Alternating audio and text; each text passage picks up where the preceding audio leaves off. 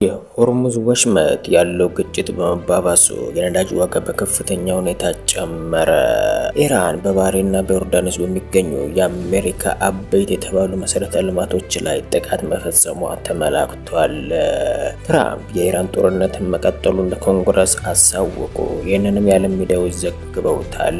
አሜሪካ አዲስ ጥቃት ስትከፍት ኤሚሬትስ ኢራን በመርከቦቿ ላይ የፈጸመችውን ጥቃት በጥብቅ አውግዛለች። ይህንንና መሰል ዜናዎች የምናሰናዳው ድሬ ዜና እንሰኛለን። እስከ ዝግጅታችን ፍጻሜ አብረውን ይዝለቁ። ሰብስክራይብ ላይ ሼር በማድረግ አጋርነቱን ይግለጹ።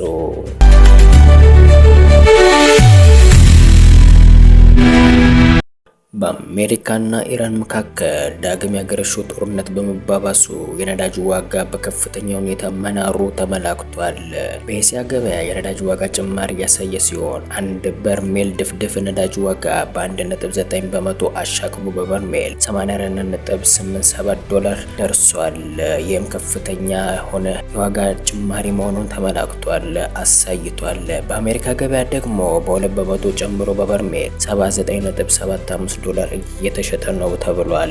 ግጭቱ ተባብሶ በመቀጠሉ ሰኞ ዕለት በበርሜልም ነዳጅ ዋጋ በ3 በመቶ ገደማ የጨመረ ሲሆን በ4 ሳምንታት ውስጥም ከፍተኛ ሆኖ ተመዝግቧል። ከግጭቱ ጋር ተያይዞ ነጋዴዎች የሚሰጡትን ምላሽ ዓለም አቀፍ የጅምላ ገበያ ዋጋ ከቅርብ ወራት ወዲህ እየዋዠቀ እየናረ መምጣቱንም ገልጸውማል። አሜሪካና እስራኤል ከየካቲት መጨረሻ በኢራን ላይ ጥቃት ከከፈቱ በኋላ ቴህራን በሆርሙዝ ወሽመጥ ዘግታለች። ወሽመጡም 20 በመቶ የሚሆነውን የዓለም የነዳጅም የዘይትና የተጣራ የተፈጥሮ ጋዝ የሚተላለፍበት ዋነኛ መስመር መሆኑ ታወቃል። በተያያዘ ዘገባ መሰረትም የኢራን የሲቪሊያን የኒውክሌር ጣቢያ በሚገኘው ቡሽሄር ከተማ ጨምሮ በተለያዩ ሀገሪቱ ከተሞች ፍንዳታ መሰማታቸው የቴህራን መገናኛ ብዙሃን አትቷል። ሌላው የወደብ ከተማ ባንዳር አባስና አባዳን ከተማም እንደተመቱ ታውቋል። የኢራን መገናኛ ብዙሃን ዘገባ እንደሚያሳየው ብቸኛው የኢራን የሲቪሊያን ኒውክሌር ጣቢያ በሚገኝበት ቡሽሄር ከተማ ውስጥ በ4 የተለያዩ ቦታዎች ጥቃት ተፈጽሟል። የግዛቱ ምክትል ገዢ ኢሳሃን ጃሃኒያን በከተማው በሚገኙ የተለያዩ አካባቢዎች በጠላት ተተኳሽ ተመትተዋል በማለታቸው መንግስታዊ የዜና ወኪል ኢርና ዘግቧል። ወደብ ከተማ የሆነችው የማሂ ሻርማ ፍንዳታ መሰማቱ መገናኛ ብዙሃንም አትተዋል። እነዚህ ጥቃቶች መፈጸማቸው የተሰማው በኦማን ባህር ዳርቻ ላይ ነዳጅ ጫኝ መርከብ ባልታወቀ የውጭ መሳሪያ እንደተመታ ከተገለጸ በኋላ ነው። የመርከቡ ባለቤት የሆነው ኩባንያ እንደገለጸው ስቶልት ማግኔዚየም የተባለ ነዳጅ ጫኝ የተመታው በአረቢያን ባህር ላይ የተጓዘ በነበረበት ሰዓት ነው ተብሏል።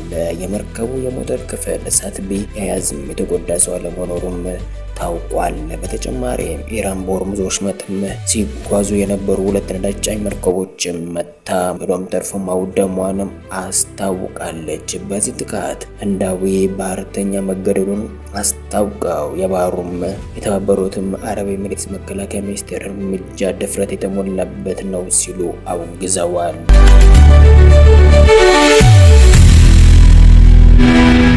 አሜሪካው አለቃ ዶናልድ ጄ ትራምፕም ከኢራን ጋር የገቡት ጦርነት ከሰኔ 30 2018 ዓ.ም ጀምሮ ዳግም መቀጠሉን ለኮንግረስ በደብዳቤ ማስታወቃቸው ተገለጸ።